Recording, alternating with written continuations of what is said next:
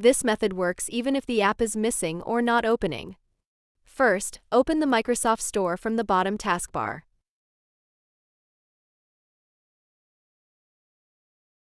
In the search bar at the top, type Microsoft Photos and press Enter.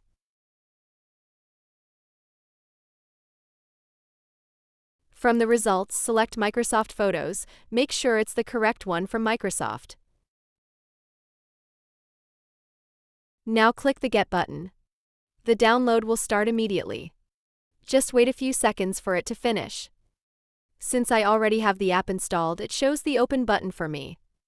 If you have a problem and you can't install it normally, here is another solution. Go to the search bar at the bottom and type PowerShell.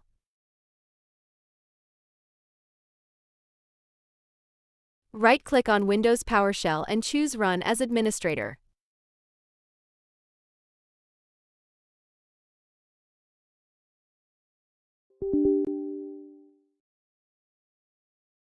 A command window will open. Now paste the command I will leave for you in the pinned comment below this video. Press Enter and wait for the installation to complete successfully.